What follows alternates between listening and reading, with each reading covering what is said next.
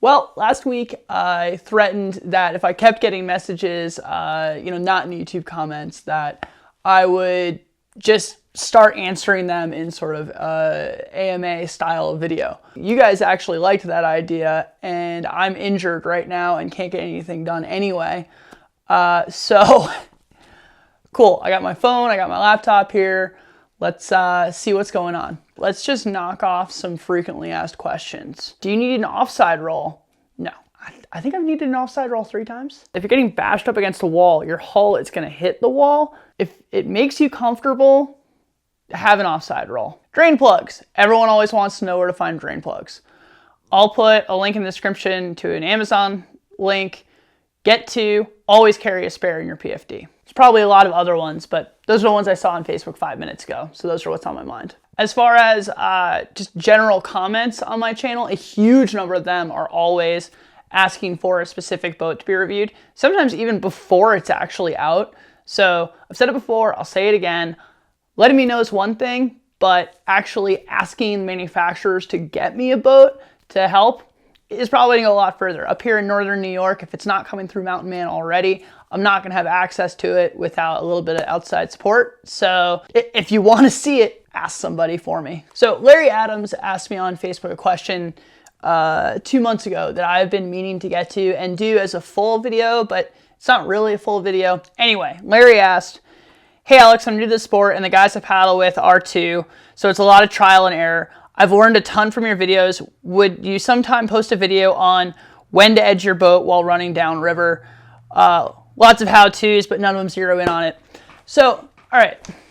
There's a reason that people who come from board sports tend to pick up kayaking much faster, and that's just because in a lot of ways, 90% of the time, the correct edge is the one that banks your turn into something. It's very rare that you counterlean. If you counterlean, that's basically how you do stern squirts, or you're forcing the boat to inject itself into the current. 98% of the time, what you're actually going to do is force the boat to cut the current and go over the top of it. Very simply, if you're going into the right, you're going to lean to the inside of the turn. If you're going left, you're going to go to the inside of the turn. Think about it that way.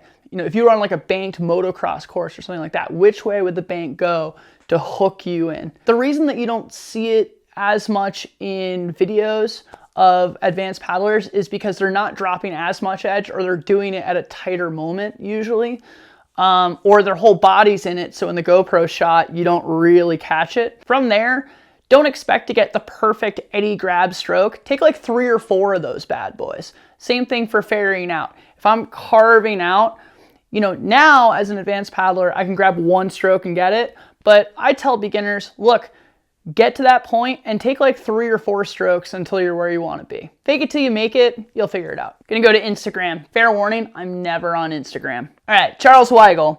"Hey man, hope all's been well. I'm in the market for a new paddle. I've had the Werner Sidekick and love the design for a 1-paddle quiver. Anything good I should try out before grabbing another?" Yeah, I mean, the Sidekick's fine for an intro paddle, absolutely. It's not the one I would go and grab off the shelf though. Like if you're grabbing a used paddle, I think the Sidekick's fine, or a first paddle, Sidekick's fine. But I'm pretty open about my huge overwhelming bias towards the Shogun and the Powerhouse. I just think that they are some of the best paddles out there. And not only that, but once you're used to it, you can find them pretty much anywhere. So it's not like you're going to get really used to a specific rare paddle and then it breaks and then you're, in Funky Town for the rest of the season. Yeah, if you're in the same price point, I would look straight at the Powerhouse. The Surge is also kind of fun too. I've been paddling that since I'm between straight shaft Shoguns at the moment, but I really enjoy it. I've come to really enjoy it. I would say I enjoy it more now than when I did the review. Started off as desperation, but I really like it now. Jonah Kaplinger. "Hey man, I'm from around the NOC. Looking for a good creaker between the Phantom Mach Note and the Alpha. Took the Phantom down the Russell Fork and really liked it, but everyone says it's whole bait. Do you have any info for me? I'm not 195 and 6 foot. Any boat can be whole bait. I could make that carbon 12R whole bait. Actually, it would probably be amazing whole bait. But I would do it the same way I would turn anything into whole bait. I'd hit it sideways as slow as I could. I think the Phantom punches holes great, but you gotta be going fast first. If you're going to go down the river piddle paddling and not taking real strokes, you should expect to hit holes hard, and a racing boat isn't for you. So you mentioned the Machno. Yeah, I mean, that would take a lot better care of you going slow, just because that's more of the mentality it's coming from. Of the three that you listed, the Phantom's right in the middle, and if you like it, it's a great boat. Don't let the fact that your buddy swam out of something affect how you buy a boat. Try out Facebook. Johnny Martin is redoing a Mr. Clean and wants to do one like mine with Ergo Contour Outfitting. Is wondering if I ever got the parts order form together to put them through Mountain Man. I did put an order form together. The problem with it is that everyone's backlog and no one has time to make $5 at a time on thigh hooks. Hopefully everyone will go back to broke and desperate eventually. Heavy sarcasm. Yeah, for the meantime, I get a ton of questions about where I find boat parts. The answer is just absolutely scouring the interwebs for broken boats and asking retailers about warranties. Just the most effective way to do it. If there's a collection point for broken boats, go where the boat parts are. Jerome in Belgium wants to know about squishing boats. So yeah, last summer I squished my Axiom at the end of its life. I wish I did it in the beginning of its life. And made a party Axiom. I'll put a link to the video, little eye, it'll show up right there. Jerome wants to know, does it affect the plastic? Well, yeah, I mean, you are changing the shape, you are heating it up. The more a boat heats up and cools down, the more brittle it gets. But is it an area that's likely to crack? No, not really. So for those who don't know what the difference between a BRAP and a party BRAP is, according to Shane Benedict on the Hammer Factor a couple of years ago, when the BRAP is still sitting in the rack, cooling down, they have 3 sandbags that they place in the right spots in the stern that kind of crushes the stern volume out. And if you've seen enough party BRAPs side by side, you can actually see when the bags weren't lined up right, or maybe were put down too hard, or the temperature cooling was different. They're all crushed a little bit differently into different degrees. So what that would mean to me is that, yeah, crush your boat.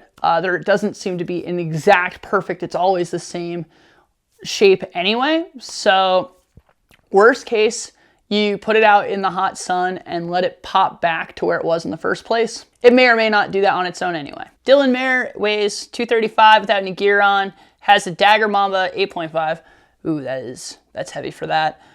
Yeah, and he's heavy for it. Live in an area where demoing boat really isn't really an option. What boat do you recommend? I've been looking at the Machno and the Zen 3. Want a boat that'll grow with me. Do the Machno. Zen 3 is awesome for a first boat. I would put my mother in a Zen 3. But if you've already got a Mamba, you don't need another beginner boat. So I would do the Machno. Judy Ranelli asked me about plastic in Machnos. In my review, I mentioned that I was having some breakage issues. That was absolutely true. I did demolish a couple of them the first year plus of them coming out. We had a couple warranties, but since then, it's been solid for almost 5 years now. So no, they're making awesome boats. It was probably a manufacturing change, plus it being a brand new boat. There's always sort of a wear-in period. So nope, Piranha makes good boats. All right, so Michael Erdman, this is a long one, so I'm just gonna kind of summarize. He's 155, he's got a Remix 69, Habitat 80, and a Recon 83. Okay, so those are all displacements. Likes the Habitat, but wants a new boat. I'm wondering if the Machno Medium will be a better choice than the Remix, and does it have hard chines? Okay, so the Recon is one of the roundest boats ever made. It's also one of the heaviest I can remember in a long time. I think Wade told me that I went back and made changes inside the mold because they were having issues with stuff with that. In any case, you're saying your friends are progressing faster than you, and I'm guessing by that you mean they're actually more nimble, accurate in moving down the river. Well, if you're just running your average class 3 boulder garden where it's mostly confused flow, a displacement hull will actually feel really sluggish and weird. They want a much more narrow, spouty, channelized, bing, bang, boom, individual moves to do in tight sequence versus a kind of choose your own adventure, riffling current kind of deal. If you showed up at the shop, I would probably drop you first into a Nirvana just to see how you do with edges. And then from there, I would question you about whether you wanted to continue progressing into creaking or if you wanted something that was more playful. And I would probably wind up steering you towards a full volume, maybe even a little bit bigger for you than you would normally get half slice bows. So I would put you in a large size Ripper, Antics, Rewind, something like that. And then if that was the right idea but too much boat for you, I would take you down to the medium. That's just how I do things. I like to always put people in boats that they're going to grow into rather than just filling a hole and sending you on down the road. David Rickard bought a Karma and has a crack or two. He wants to know where he can find plastic to do welds. So the OG way of doing this is to just go into the back of your cockpit rim. The idea is a cockpit rim hooks this way coming off the boat, and then it hooks that way coming off, and there's usually an air gap inside. Well, the seal where your skirt's actually touching is here to here.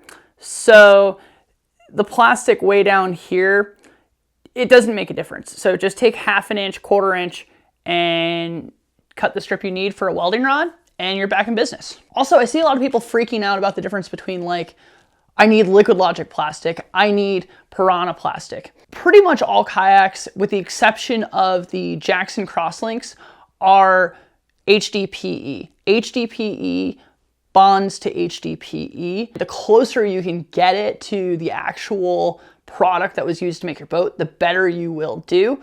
But it all should work in a pinch. And again, the cockpit trick works 98% of the time. Sam Johnson, do I have any medium codes on order? Yes, when they will get here, I have no idea. Paul Hill asked, what is the difference between a Mamba Creek 7.6 and the Mamba Action 7.6? When Contour first came out, there were the standard Contour seats that we see now, and then there was another version that had the thingies. Do I have one in the garage? Let me see if I have one in the garage. Nope. I'll overlay photos, but Contour's been out since 2011, and there's basically been 4 iterations of it. There's the Action, which sort of bypasses the whole thing and is the discount version made, I think, only in Europe for club boats, so that clubs can get a more affordable boat. And assuming that it's only used on flat water, low volume parks, you don't necessarily, quote unquote, need all of the extra kit. Less for beginners to destroy, less to pay for. There's the playboat seat. So same basic seat with the leg lifter, but on a adjustable quick slide track. Really, it would be better if it was just traditionally bolted. There is the River Runner package, which was only out for a year or two. It was the creek seat with better rear grab clips for your carabiners to clip your rope or whatever into, and a foot track to have additional storage underneath your thighs. And there were also sort of like rumors out there about people taking huge hits and having those seat tracks slap you. I don't know about that. I mean, I'm not saying anybody's lying, but it seems really hard for a boat to flex 4 to 6 inches so that thing can whack you in the back of the leg. In any case, it's a cool feature now that I try to add into boats when I do, and I put one into my buddy Johnny's Delirious because I had it kicking around. That must be why I don't have it in the garage. The last one is a traditional creek seat that you see in Phantoms, Nomads, all that stuff that you're completely accustomed with. Lots of people have asked me questions about the new code. I honestly don't have much of anything to say. Dagger's been really tight-lipped about it. I've chased those guys a couple times now, and I'm hoping that when the time is right, I'll do an interview and get to paddle it and all that jazz. Clearly, the team paddlers are having a really good time in it, though. Pete Rush wants to drop a Contour seat into a 9R2 and wants to know if a Wave Sport whiteout seat will do the same thing. Yes, it will. It's the same basic idea. It's I think it's just the exact same seat with a different cover even. You would just use a hybrid of the hardware to plop it in. It's super straightforward. the other advantage is you would stiffen that boat up a little bit. So yeah, do it. If you've seen me do something with contour, it works with the Wave Sport whiteout as well. With a little love, the Liquid Logic seats will do it too. A couple people have sent me photos of different prototypes that are out there, asked me if I've heard of them, asked if I paddled them. I'm just not gonna tell you, sorry. There is a line here. As much as I try to tell you guys everything here, there is a line here where if someone asks me to keep something confidential, it is confidential. So I think that's it for the moment. The last frequently asked question I guess I would cover that just never stops is, when is this review coming? When is that review coming? If you want just a quick hit, first impression of what something looks like from someone who is highly qualified, watch Wade Harrison. Wade is a good friend of mine. He is extremely well qualified to give you the skinny, and he's quite unbiased. Tons of love to my buddy Wade. Watch his stuff. What I do is usually, you know, a little commentary here and there as I'm paddling the boat, and then something that really dives deep. And the reason for that is just because that's who I am. That's what I want to do. And, you know, between Wade and I think we cover the spectrum really well. So reviews come out when they come out. I know that's not the answer that you want, but hey, I have a full-time job.